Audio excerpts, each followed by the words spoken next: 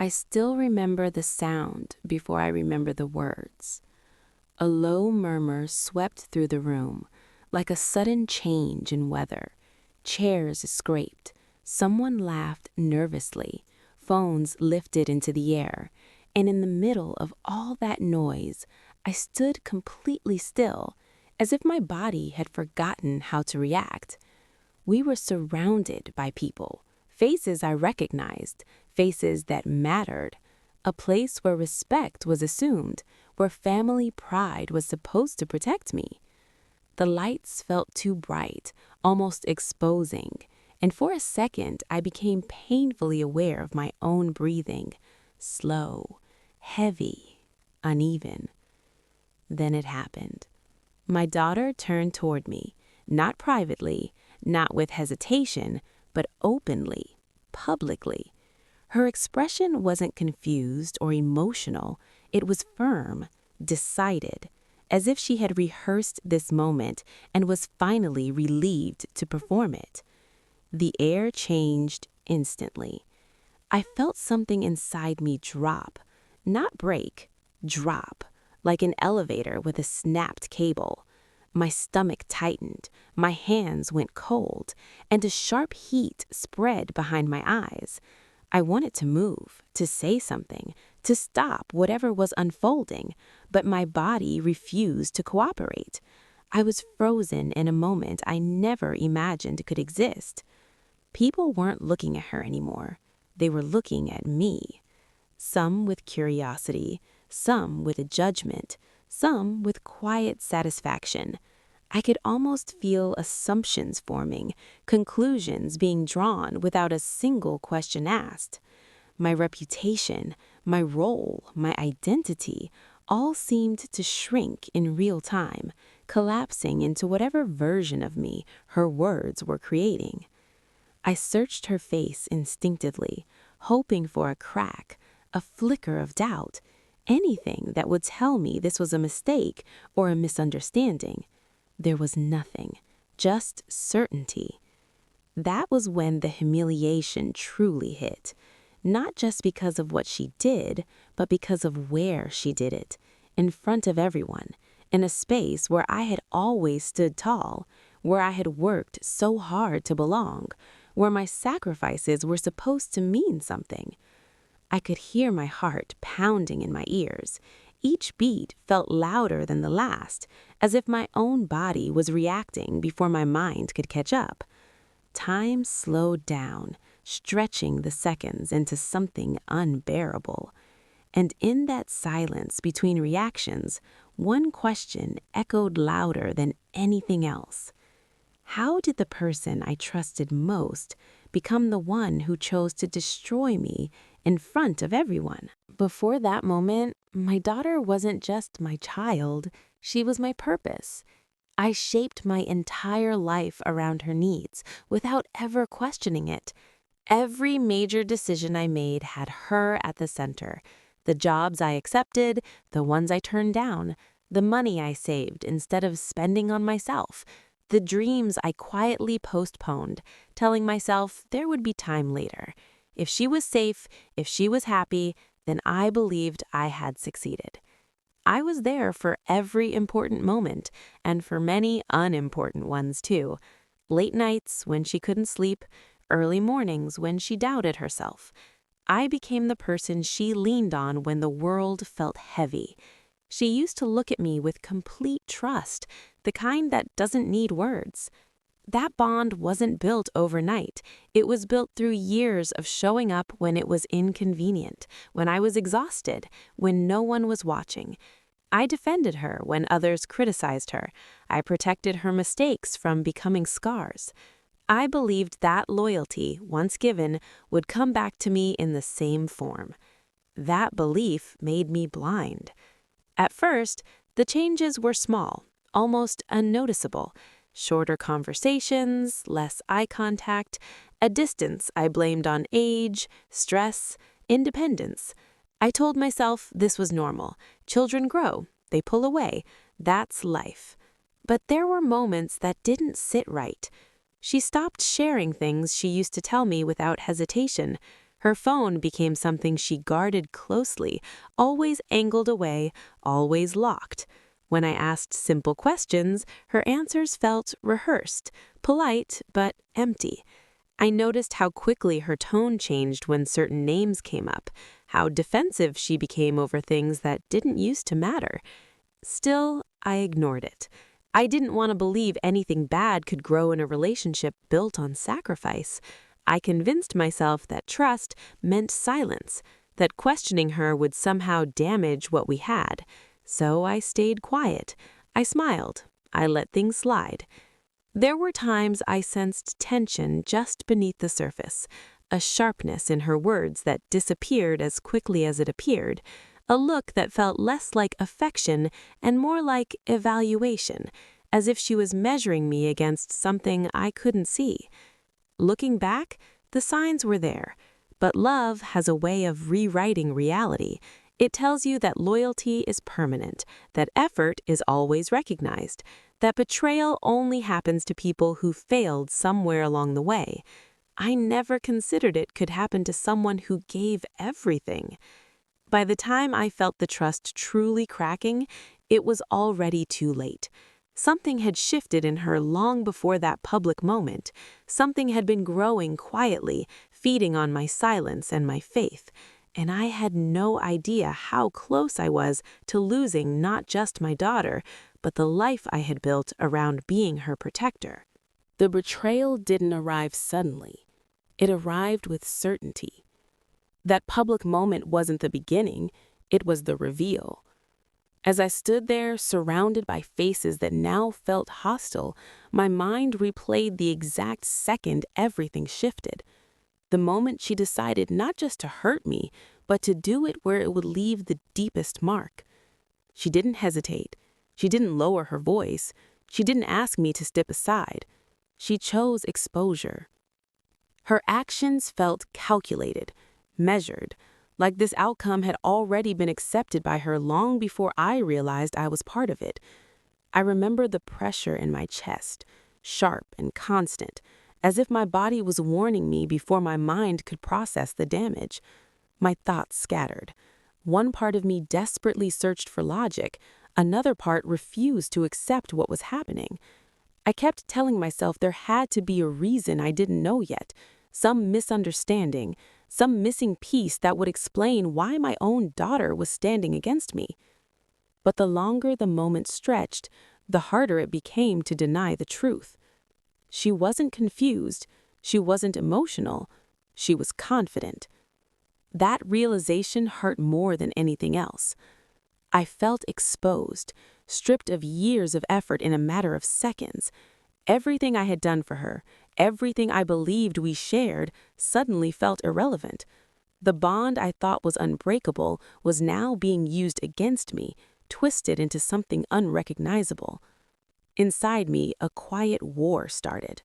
One voice told me to defend myself immediately, to speak, to explain, to correct the narrative before it hardened into fact. The other voice begged me to stay silent, afraid that any reaction would make things worse, afraid that if I said the wrong thing, I would lose her completely. I chose silence. That choice haunted me almost instantly. As people reacted around us, I could feel judgment settle in. Not openly, not aggressively, but subtly. In the way people avoided my eyes, in the way conversations shifted, in the way my presence suddenly felt unwelcome. I wanted to ask her why. I wanted to remind her of everything we had survived together. I wanted to believe she would stop, look at me, and realize what she was doing. She never did. Instead, she doubled down. Each action, each implication felt like another layer sealing my position as the villain in a story I didn't recognize. The pain became physical, radiating through my body, making it hard to breathe normally. That was the moment denial finally cracked. Not completely, just enough for reality to seep in. This wasn't impulsive. This wasn't accidental. This was a choice she made knowing exactly what it would cost me. And as that truth settled in, I felt something shift inside myself too. a heavy realization forming beneath the shock and disbelief. Whatever this was, it was far from over. After that moment, the pressure didn't fade, it multiplied. Every hour that followed felt heavier than the last. I could sense the shift everywhere I went, even when no one said a word. The atmosphere around me had changed, as if an invisible verdict had already been delivered. I was no longer just a parent, I was a question mark, a problem people didn't want to touch. Small things began to stand out. Conversations stopped when I entered a room. Messages went unanswered longer than usual. Invitations I once received without thought quietly disappeared. No one confronted me directly, but the distance was loud enough to feel physical. It pressed against my chest, reminding me that silence can be just as damaging as accusation. Inside my head, fragments of the past started rearranging themselves. Moments I had dismissed suddenly returned with new meaning. Her sudden defensiveness, the way she avoided certain topics, the discomfort in her eyes when I asked about people she spent time with. What I once saw as independence now looked more like preparation. I started questioning my own memory. Had I missed something obvious? Had I been protecting a version of her that no longer existed? The doubt crept in slowly, but once it arrived, it refused to leave. It followed me into sleepless nights and restless mornings, replaying moments until they felt distorted. The emotional pressure intensified when I realized how trapped I was. Defending myself felt risky. Staying silent felt like surrender. Any move I made could be twisted into confirmation of whatever story was being whispered.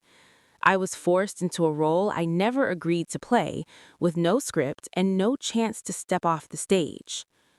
What hurt most was her absence. Not physical absence, emotional absence. She was close enough to reach, yet completely unreachable.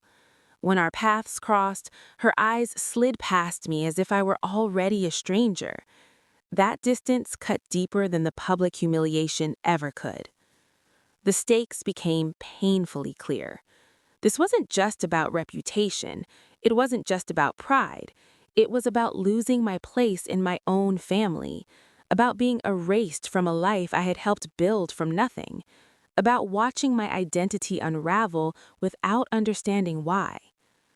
I began noticing inconsistencies, small contradictions in what I heard from others, details that didn't align perfectly, pieces that felt forced, as if they had been arranged quickly rather than grown naturally. I didn't know what they meant yet, but I felt them tug at the edges of the narrative forming around me. Still, fear kept me frozen. I was afraid of what I might uncover, afraid of confirming what my instincts were starting to whisper, afraid that the truth, whatever it was, might hurt even more than the betrayal itself. And yet, deep down, I knew something important was being hidden, something that explained her certainty, something that explained her cruelty, something that, if revealed, could change everything. I just didn't know how much longer I could survive the weight of not knowing. The tension finally demanded a confrontation. Not the kind where voices rise or scenes are made, but the kind that feels heavier because everything stays controlled on the surface. I couldn't carry the weight alone anymore. Too much had been taken from me without a single explanation. Too much damage had already been done. When I faced her, the distance between us felt wider than ever. She wasn't defensive. She wasn't emotional. She was composed in a way that unsettled me. Her posture was relaxed, her expression steady, as if this situation no longer concerned her. That calmness hurt more than anger would have. It told me she had already moved on, while I was still trying to understand what I was standing in the middle of. I tried to ground myself, to focus on facts instead of feelings. I needed clarity. I needed something that made sense, but every response she gave felt carefully shaped, trimmed of emotion, stripped of connection. Nothing raw, nothing real, just enough to shut me down without revealing anything. That was when the cruelty surfaced. Not loud, not obvious, subtle, precise. She let me know, without directly saying it, that I no longer had authority, that my version of events didn't matter, that whatever I thought I deserved had already been decided by someone else. One dismissive remark, framed as confidence, carried the message that I was outdated, irrelevant, and no longer needed. It landed harder than any accusation. I felt my chest tighten as something inside me cracked. This wasn't just betrayal anymore, it was erasure. Years of sacrifice reduced to an inconvenience. My role rewritten as an obstacle instead of a foundation. I realized then how far this had gone. She wasn't acting alone. The certainty in her behavior didn't come from nowhere. It came from reinforcement, from knowing she had support, validation, and protection elsewhere. That knowledge shifted the ground beneath my feet. I was no longer facing just my daughter. I was facing a story that had been built without me. The emotional pressure spiked. I felt anger rise for the first time, sharp and unfamiliar, not explosive, but focused, controlled. It scared me because it meant I was nearing a breaking point. I could sense it in my body, the way my hands trembled slightly, the way my jaw tightened as I fought to stay composed. I wanted to remind her of everything, of who I had been before this moment, of the sacrifices she now treated as irrelevant. But I stopped myself. I could see it wouldn't matter. Not now. Not in the state she was in. That realization hurt almost as much as the betrayal itself. I walked away from that confrontation knowing something critical had changed. The bond I had been trying to protect no longer existed in the way I remembered it. In its place was something colder, shaped by influence and intention rather than love. And as painful as it was to admit, I understood one thing clearly. Whatever truth I was avoiding, it was the only thing that could stop this from destroying me completely. The turning point didn't come with noise or drama. It arrived quietly, almost unnoticed at first, which made it even more powerful. I was already exhausted when it happened, emotionally drained, running on habit more than hope. That was when something small disrupted the story I had been forced to accept. Not an explanation, not an apology, just a detail that didn't fit. At first, I tried to ignore it. I told myself I was overthinking again, searching for meaning because I couldn't handle the pain. But the feeling didn't go away. It lingered, pressing gently but persistently at the back of my mind. The more I replayed recent events, the more that single detail refused to stay silent. It connected too many loose ends. I started looking back with clearer eyes, not through the lens of guilt or fear, but through logic. Patterns began to form where there had only been confusion before. The timing of her behavior, the confidence she carried, the sudden certainty in decisions she once struggled to make. None of it was random. Something had been shaping her choices long before the betrayal went public. As I followed that thread, the power dynamic began to shift. For weeks, I had been reacting, shrinking, apologizing internally for things I didn't understand. Now, for the first time, I wasn't chasing answers emotionally. I was observing. And what I saw unsettled me. There were inconsistencies that couldn't be ignored anymore. Information that had been filtered before it reached me. Reactions that didn't align with the version of events being presented. The more I noticed, the clearer it became that the story surrounding me wasn't just exaggerated, it was constructed. That realization didn't bring relief, it brought clarity. I felt something inside me straighten, not harden, but stabilize. The fear that had kept me silent began to lose its grip. I understood that staying quiet hadn't protected me, it had only allowed others to define me without resistance. For the first time since the betrayal, I felt grounded. Not because I had all the answers, but because I knew where to look. I stopped trying to repair a bond that was already broken and started protecting myself instead. That shift changed everything. My thoughts slowed. My emotions became sharper, more focused. I began gathering fragments, not aggressively, not desperately, calmly, patiently.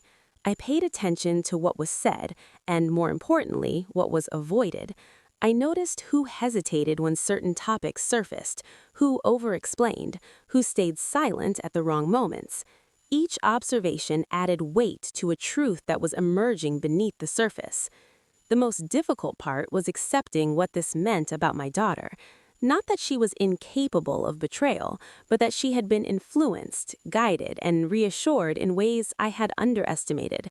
This wasn't just rebellion or resentment, it was alignment with a version of reality that didn't include my humanity. Understanding that didn't erase the pain, it reframed it. I stopped asking why she had hurt me and started asking how she had been led there.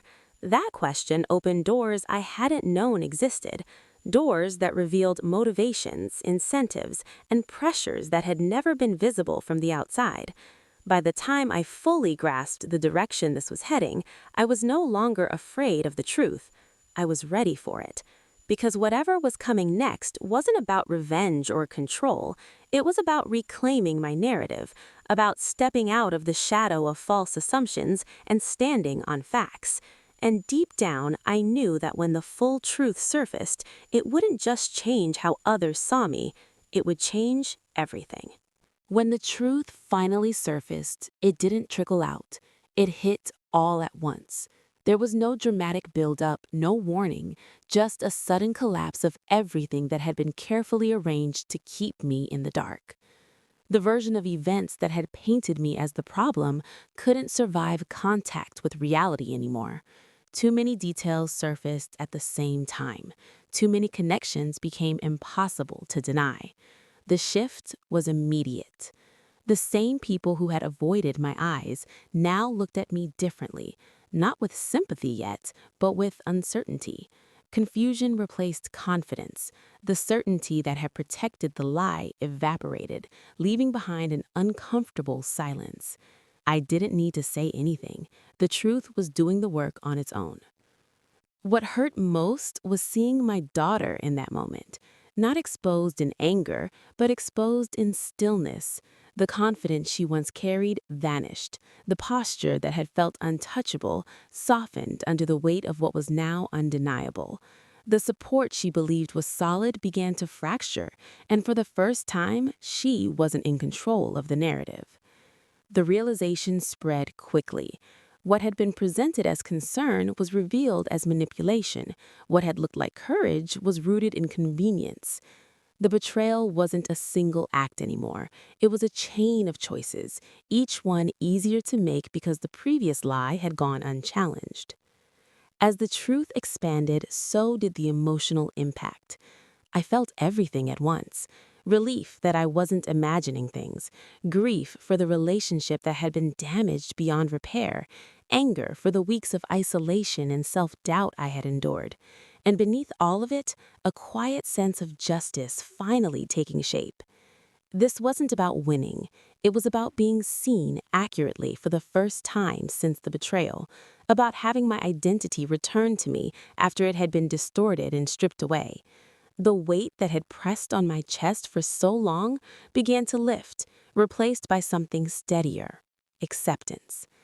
The room felt different now, lighter, not because the pain was gone, but because the lie no longer occupied the space. People adjusted their understanding in real time, reevaluating the judgments they had made too quickly. My daughter didn't look at me. That absence of eye contact said more than any confrontation ever could. It marked the moment she understood the cost of what she had done, not just publicly, but personally. The realization that truth doesn't need volume to be devastating settled heavily around her. For me, the climax wasn't loud. It was the moment I stopped feeling like I needed to explain myself. The moment I realized that my silence had finally been replaced by clarity, and clarity spoke louder than defense ever could.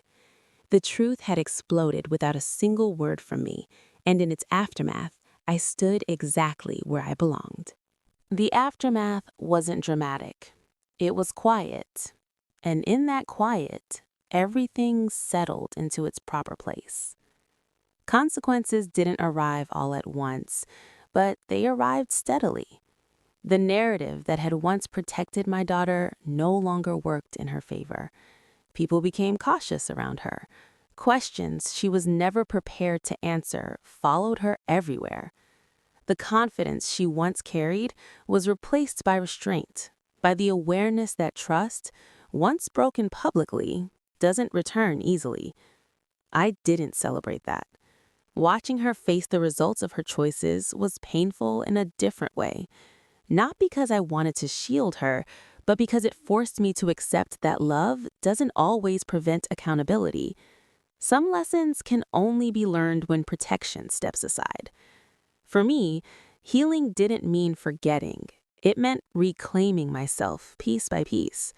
I stopped replaying every conversation, stopped questioning my worth through someone else's betrayal. The shame I had carried, the one that never belonged to me, slowly loosened its grip. I no longer felt the need to prove who I was to people who had already seen the truth.